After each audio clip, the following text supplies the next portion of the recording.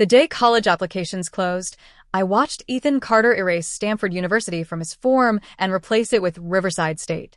Just like that. In my previous life, I held his hand and stopped him. I couldn't bear to see him throw away his future for a girl who didn't even love him back. Vanessa Collins, the picture-perfect school belle. I used everything I had to push him through Stanford, helped him become the youngest professor in the country, and even married him the year he rose to academic stardom. But on our wedding night, he had me drugged and humiliated, leaked my private photos, and stood by as the internet shredded me apart. I became a joke, a dirty name on every forum, every comment section. I wandered the streets in a daze and got hit by a truck. As the pain crushed my body, I heard his voice again, screaming like a lunatic. "Claire, this is your karma. If you hadn't forced me to go to Stanford, Vanessa wouldn't have been bullied and killed." And then it all went black. When I opened my eyes again, I was right back at that desk, college application open in front of me, Ethan next to me, still contemplating his choice. This time, I didn't stop him. I leaned back, folded my arms, and let him fill out his destiny. He hesitated for a moment, confused that I hadn't grabbed his pen like before. "Claire," he frowned, "what the hell are you trying to pull?" "Nothing," I said with a smile, totally innocent. "Just watching you make the worst decision of your life. No big deal." His eyes narrowed. "You were reborn too, weren't you?" My heart skipped, but I kept my face blank. "I have no idea what you're talking about." I shrugged. "But hey, if you're dumb enough to throw away Stanford for Vanessa Collins, that's on you." He scoffed. "I love her. That's something you'll never understand. When I make it big, she'll be right there beside me." I wanted to laugh, and I did. I laughed at his delusion, but mostly at myself. I wasted a lifetime on this man. I solved every problem for him, carried his grades, pulled strings just so he could look smart. He couldn't even get into Stanford on his own. This time, if he's heading straight for a third-rate college, then that's exactly what he deserves. I smiled and said, "Then best of luck." He stared at me, thrown off by how calm I was. "Don't forget your place," he warned. "I won't go easy on you if you try anything." "You'll never get the chance," I replied. When I saw my name confirmed in Stanford's system, a chill ran through me. I was really reborn. This time, I'd control my own fate. I headed back to the Carter family home, the same house I grew up in since I was a kid. "Mrs. Carter handed me a velvet box. "Claire, thank you. Without you, Ethan wouldn't have made it into Stanford. This bracelet's a family heirloom. I'm giving it to you now, but when you graduate, we'll hold your wedding." I hadn't even answered when Ethan barged in like a storm. My lower back slammed into the edge of the table, and I broke out in a cold sweat. He snatched the bracelet and glared. "Wow, Claire. Didn't think you were such a snake. Playing it cool with me, but running behind my back to suck up to my mom?" I stood straight, ignoring the pain. "Believe what you want, Ethan. I was just here to say goodbye to your mom." "Mrs. Carter looked stunned. "Ethan, what are you doing?" "I wanted her to have that bracelet. Apologize to her now." "No, Mom." I cut in. "I kept my promise to you. That's all. Please, just let me go." In my past life, after Mrs. Carter realized I had a photographic memory, she groomed me to be Ethan's academic shadow, his forever crutch. He was sweet when we were little, polite and obedient. Then in high school, he met Vanessa and threw everything away for her. Mrs. Carter begged me to bring him back on track, promising she'd support me to study abroad, even allow us to be together. I was naive enough to believe her. So I worked myself to the bone, endured humiliation, ate like a servant in their house just to save him. When Vanessa died suddenly, Ethan didn't blink.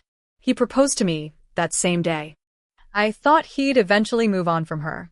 I was so wrong. He crushed me on our wedding night. I repaid every bit of the Carter family's kindness with my life. Now that I had another chance, I wasn't going to waste it. Ethan's face darkened. "You think pulling this stunt will make me go to Stanford with you?" Dream on. "I'd never marry you." "Ethan." Mrs. Carter gasped. That's when Vanessa stepped in through the door like she was part of a scripted drama. "Mrs. Carter, Ethan already applied to the same college as me." Ethan nodded. "I applied to Riverside State. Vanessa and I will build our future together." Mrs. Carter turned to me, horrified. Is this true, Claire? I nodded. I'm sorry. I couldn't stop him. The moment those words left my mouth, Mrs. Carter collapsed. Ethan ran to her, shouting for a car. Vanessa stood by him, tears in her eyes. Claire, no matter how much you hate me, don't hurt Mrs. Carter like this. Ethan spun on me, ice cold. Take her to the basement hall. Make her kneel until she admits her mistake. Ethan, don't you dare, I screamed, but the guards were already grabbing me. Vanessa smirked as the door slammed shut. In the Carter family's ancestral hall, I was beaten, forced to my knees, and left to bleed. The bodyguard sneered. If you don't obey the young master, we've got orders to handle it the old-fashioned way. I clenched my jaw, eyes burning. Even in this new life, could I not escape Ethan Carter? I knelt in that freezing hall all night, knees raw and soaked in blood, barely conscious from the chill in my bones. The moment Ethan Carter stormed in, I thought he'd finally come to let me go, maybe even pretend to be sorry for what his thugs did. But no.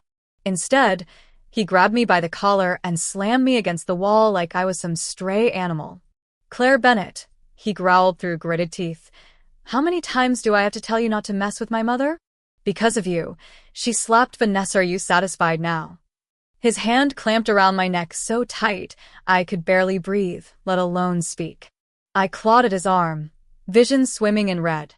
If I die right now, I croaked, you'll never make it to the top of the academic world in this life. Not without me. He flinched. Just a little. His grip loosened, barely enough for me to gasp a breath before he shoved me to the floor. You really were reborn, he muttered, looking at me like I was something toxic. I knew it. Only someone with your memory could be this twisted. I wiped the blood from the corner of my mouth and stared him down. Yeah, Ethan. I remember everything. That's exactly why I'll never beg you again. Let me go. But instead of walking away, he crouched low, pressing his forehead against mine in this mockery of tenderness. Claire, who else could you possibly love but me? I've been in your life since we were kids. Even if I take you in as nothing more than a disposable toy, you're still mine. I fought the nausea rising in my throat. You're disgusting. Then learn to live with it, he whispered. You grew up in the Carter house. You're the one who wore the fiancé title all these years. That's when the door flung open and Vanessa Collins burst in like she was late to her own pity party, dress rumpled, face pale. She dropped to her knees in front of me and started crying. Claire, I was wrong. I shouldn't have taken Ethan from you. Please let me go. I'll disappear forever. Just don't let anyone ruin me. She slammed her forehead into the floor over and over like she was auditioning for sainthood. Ethan froze. Vanessa? He rushed to help her, but the second he touched her arm, she screamed and thrashed away from him. Don't touch me, she sobbed. There were so many of them. They surrounded me. They touched me, Ethan. I was so scared. My blood ran cold. Her voice trembled so perfectly it could have won an Oscar. Ethan's eyes went wild with rage. He wrapped her in his arms and cooed like a madman. I'm here, baby, I'm here. No one's ever going to hurt you again. Then she turned those fake traumatized eyes on me and whispered, I never thought you'd go this far, Claire. Ethan stood, eyes glinting like a devil's. Get some guys, he said to the guard. Make sure this Stanford genius gets to experience what she did to Vanessa. My heart dropped. No. Ethan, I didn't do anything. I never touched her. I never even planned anything against her in this life or the last. But he wasn't listening. All he could hear was Vanessa's sobs and his own deranged fantasies. Vanessa leaned deeper into his chest, flashing me a victorious smirk behind his back like a queen who'd just ordered an execution. In that split second, everything clicked. Vanessa was reborn too. She remembered. And she was playing the game better than I ever did. As the guards moved in, I grabbed Ethan's pant leg. Fine. I'll do what you want, I cried. Ethan, please, I'll obey. I'll give you everything I have. He paused, told the guards to stand down, then gently handed Vanessa off to a bodyguard. Vanessa, wait outside. I'll be right there. She looked worried, like some porcelain doll, but walked out obediently. The second she was gone, Ethan crouched in front of me, eyes sharp. Say it again. I swallowed every ounce of pride I had left and forced the words out. I'll stay by your side. You can use every connection I have, all my academic work. I don't care. He tilted my chin up, his smile wicked. What else? My fists clenched. I don't mind being your stress toy. Use me however you want. His eyes gleamed with satisfaction. See? Isn't this better? He brushed my hair like we were still kids, and he hadn't just ruined my life. Good girl. You can stay in the villa near Campus Lakeside. Close to Stanford, close to me. I nodded, barely holding my composure. Thank you, Ethan. With that, I finally got to leave the Carter house. I moved fast, packed up everything that night. But the moment I stepped outside the gate, I felt a sharp crack against my skull and collapsed. When I woke up, my hands were bound, my arms numb, and the air reeked of mold. Vanessa Collins stood above me, arms crossed, eyes blazing with hatred. What do you think this is, Claire? She sneered. You think you can just walk away? Live happily ever after? I glanced down at my restrained limbs and glared. What do you want? She stepped closer, voice trembling with bitterness. You ruined everything. You and that old witch Mrs. Carter separated me from Ethan. You married him. You lived in my house. You became Mrs. Carter. But God has eyes. Ethan found out the truth, humiliated you in front of the world. That gave me peace. And now that everything's reset, you think I'll just let you go? I stared, finally understanding the insanity in her eyes. She had all her memories, just like me. And she was 10 times more dangerous. Vanessa, I won't fight you, I said carefully. I already left Ethan. You can have him. I'll stay out of your way forever. But she laughed, cold and cruel. You think I believe that? I heard what you told him yesterday, how you begged to stay by his side, how you said you'd be his little toy. You disgust me. She clapped her hands, and 6 men stepped out from the shadows, grinning like hyenas. So, that's what you want, right? To be used? Let me help you. My stomach flipped. I struggled, screamed, kicked, but it was no use. They pinned me down, hands grabbing at my clothes. I shut my eyes, praying it wouldn't be like last time, that this nightmare wouldn't repeat itself. Just as a hand touched my skin, the door burst open with a deafening crash. The second the door burst open, the 6 men who had been closing in on me froze mid-step, heads snapping toward the source of the crash like animals caught in a trap. One of them cursed loudly. Who the hell? But his voice cut off the moment they saw who was standing there. Ryan Mitchell. He didn't just walk in, he stormed in like an avenging angel dressed in black, his sharp eyes scanning the room until they landed on me. And then all hell broke loose. The 6 creeps backed away immediately, their hands in the air like guilty kids. Mr. Mitchell, Master Jaiwei didn't know it was her, one of them stammered.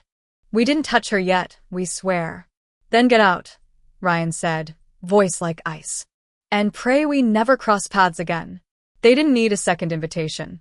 They scrambled out of the room like their lives depended on it, which honestly might not have been far from the truth. Ryan crossed the floor in long strides and knelt beside me, gently loosening the ropes around my wrists.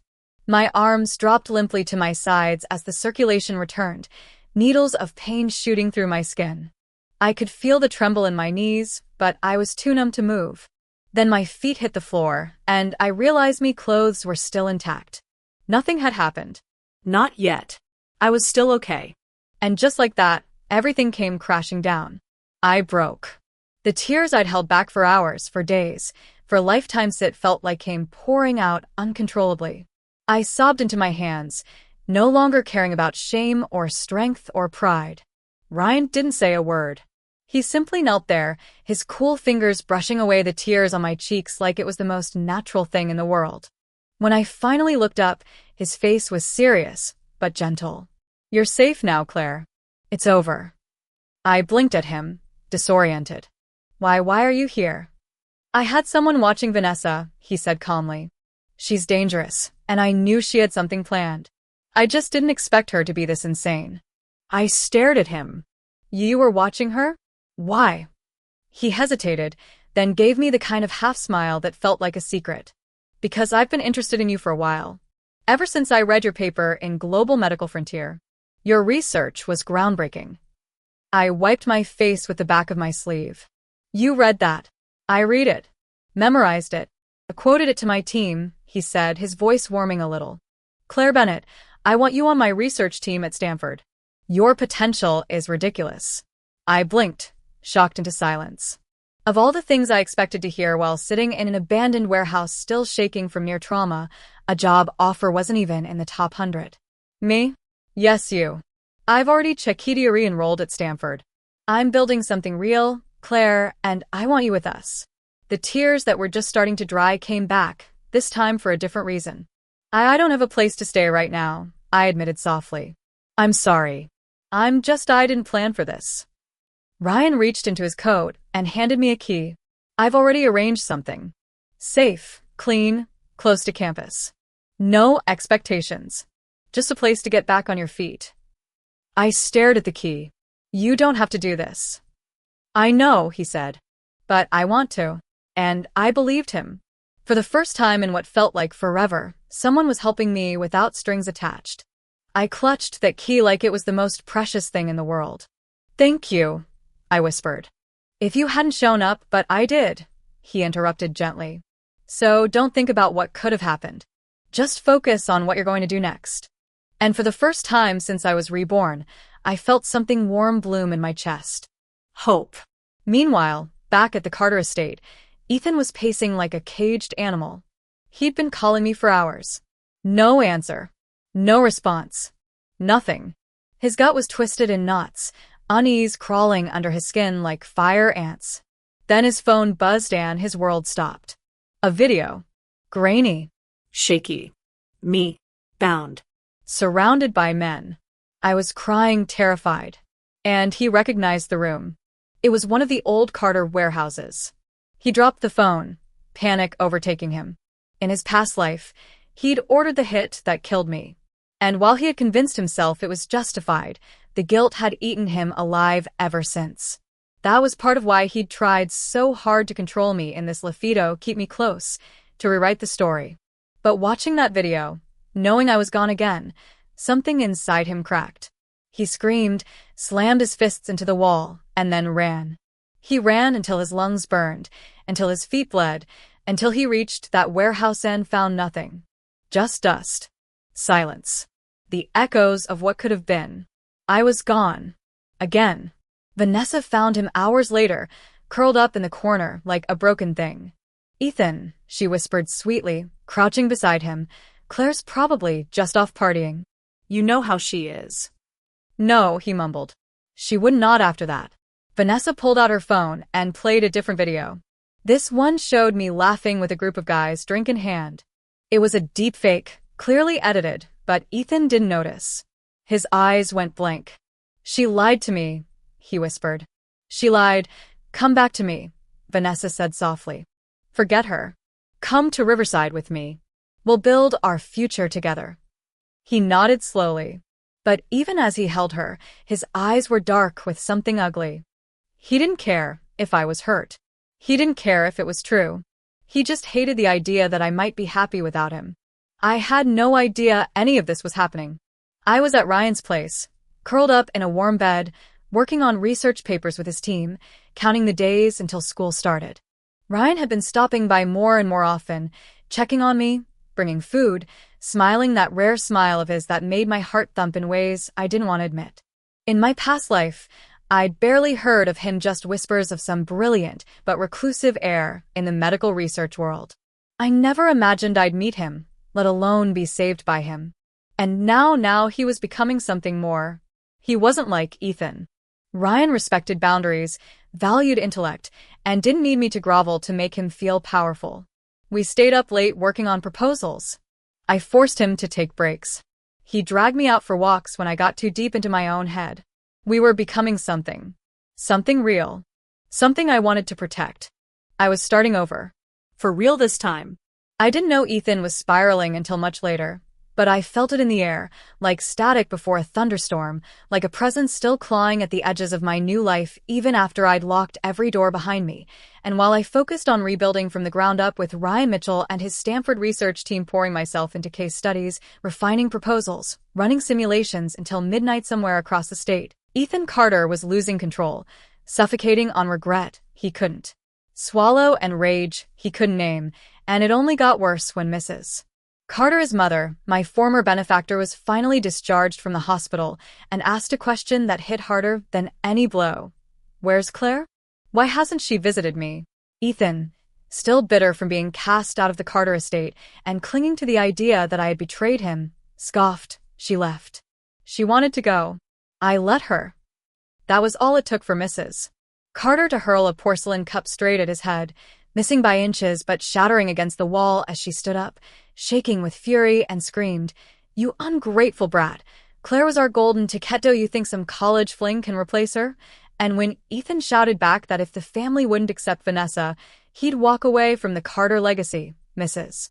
Carter didn't even hesitate. She froze his accounts, revoked his assets, and ordered the staff to throw him out just like that. Ethan Carter, the once celebrated genius professor, was living in a rundown apartment with Vanessa Collins, pretending he didn't care that he'd been disowned, clinging to his memories of the past life like a broken compass, trying to recreate the glory he lost with only scraps of academic experience and a girl who was unraveling faster than he could hold her together.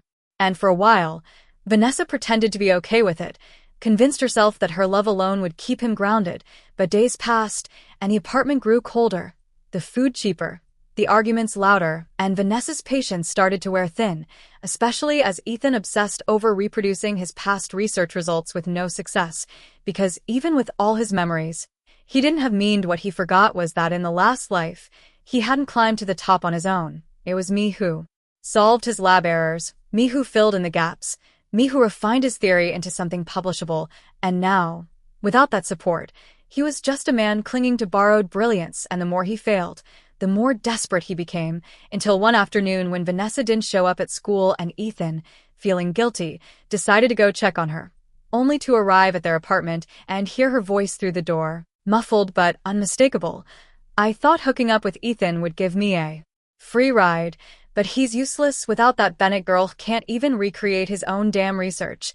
And in that moment, Ethan didn't need to hear more. He turned and left, numb, hollowed out, because the video he got that day, the one of me being surrounded by men, he hadn't believed it.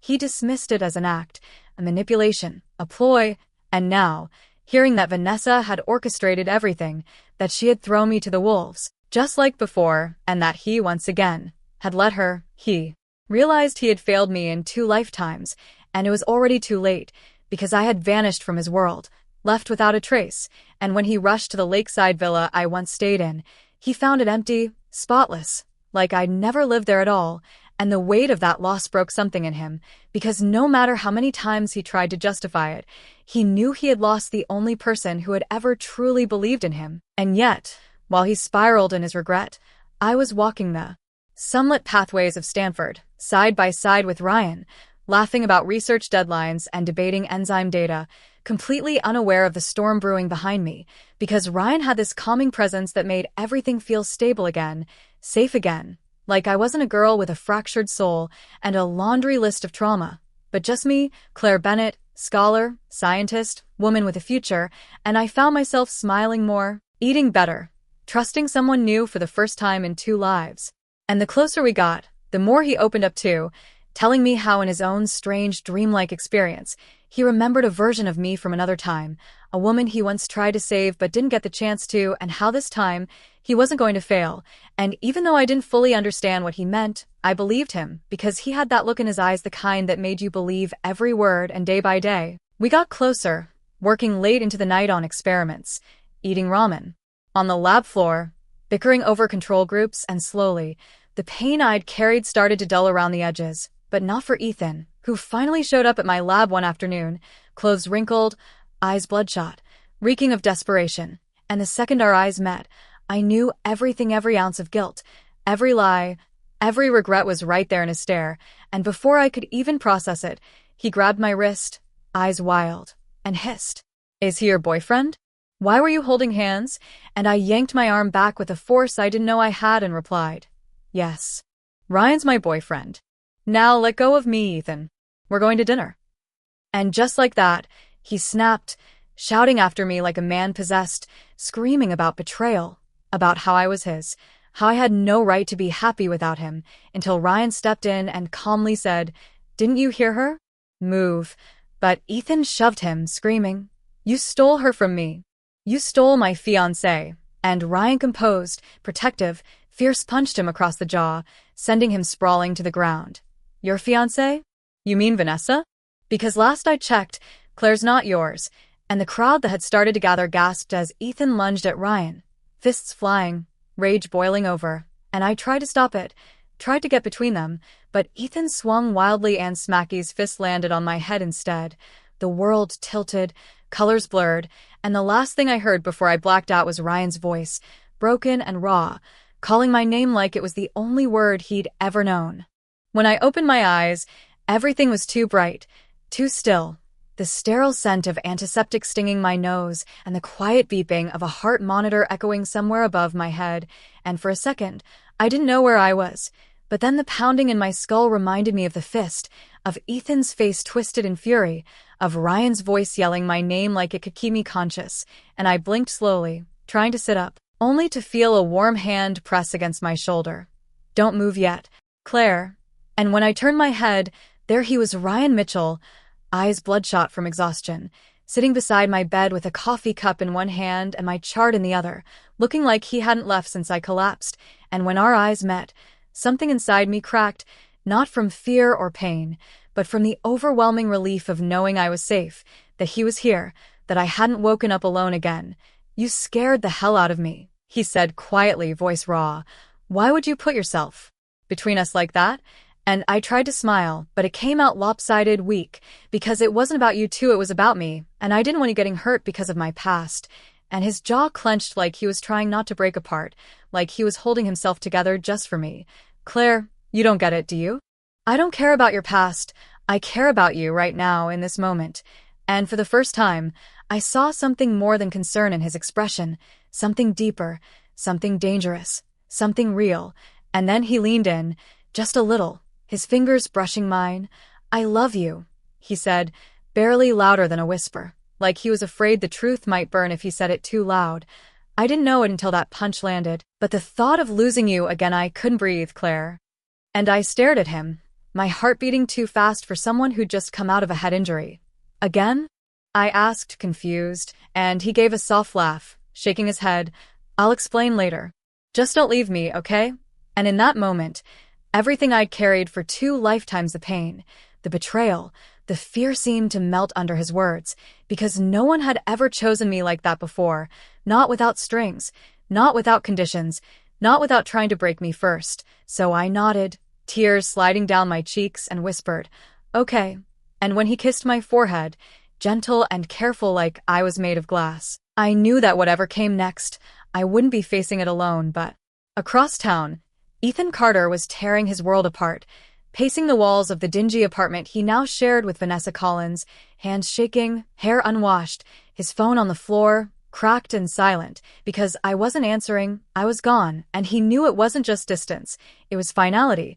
It was the moment he realized he couldn't drag me back, couldn't manipulate me like before. And the video clip Ryan leaked to the university security office footage of Ethan grabbing me, hitting me, threatening Ryan was already spreading like wildfire through campus forums, and while I lay in recovery, Ethan was being suspended, investigated, and completely cut off, and for the first time in 2 lives, the golden boy of academia was finally burning under the weight of his own sins, and Vanessa, who had once clung to him like a lifeline, now looked at him with disgust, because the apartment was too small, the money was gone, and Ethan's so-called genius wasn't producing results anymore, not without me, and she said it out loud during a call she didn't know Ethan overheard. He's nothing without Claire. And that was it. That was the moment something inside him snapped for good, and later that night, he kicked open the apartment door and caught her in bed with someone else, a man she'd invited over, a man who fled half-naked when Ethan threatened to call the cops, and Vanessa, eyes wide with panic, tried to explain. But Ethan wasn't listening. He sat down calmly, too calmly, and handed her a stack of bills. "Congratulations," he said coldly. "You've just earned your first night shift." And when she screamed and demanded to know what he meant, he told her he was going to make sure everyone knew she was available, that any man who wanted her just had to pay, and while she was still sputtering in rage, he posted her name and contact info on shady forums, distributed the clip of her seducing men in exchange for money, and within hours, her phone wouldn't stop ringing, and when she begged him to stop, he just smiled. "You took everything from me, Vanessa. Now I'll take what's left of you." And as she sobbed and locked herself in the bathroom, he stared at the door, eyes glazed, realizing he had become the monster he once blamed me for creating. And meanwhile, I was walking again, slowly, cautiously, with Ryan by my side every step, and after a week of recovery, I stood in the research lab once more, notebook in hand, equations spilling from my mind like waterfalls, the energy returning to my limbs like sunlight after a storm, and when I presented my latest findings to Ryan's team, they erupted in applause, because I'd done what Ethan never could. I'd solved the genetic algorithm he failed to reproduce, the one we'd once worked on together. But now it was mine, entirely mine, and I could see the way Ryan looked at me, not with the envy or entitlement I'd endured all my life, but with pride, with awe, with love. And when he slid a binder across the table with my name on the cover, I blinked in surprise. "What's this?" I asked, and he smiled. "Your official research grant. Full funding. Your name leads the team." And I couldn't speak, my throat too tight with emotion, but the tears came again, different this time, not from hurt or fear, but from the overwhelming sense that I'd finally won something for myself, not by chance, not by manipulation, but by pure determination and the right people beside me. And as I looked out the lab window at the campus lights glowing in the dusk, I knew I wasn't that broken girl anymore.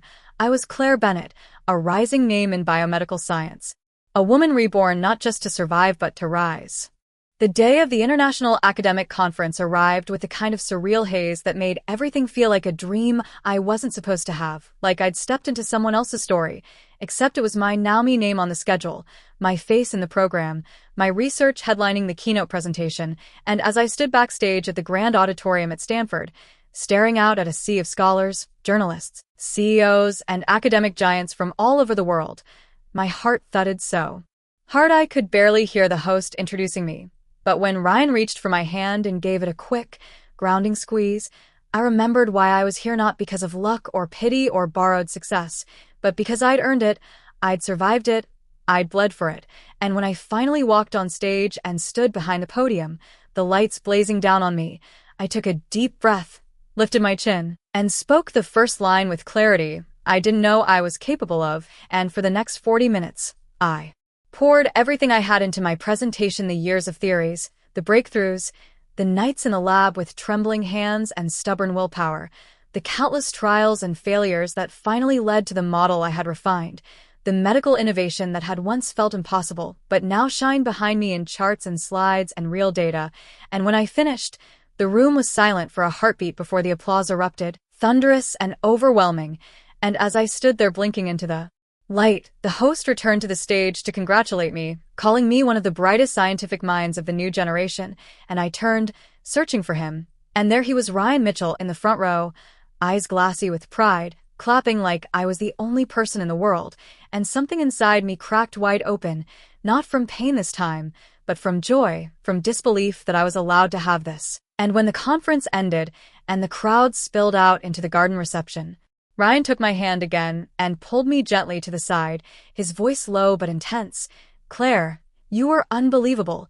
And before I could respond, he dropped to one knee right there, in the middle of the lantern-lit courtyard, pulled out a simple but stunning ring, and said, "You once said you never had flowers, never had a real proposal, never had a ring, so let me give you all of that now, Claire Bennett.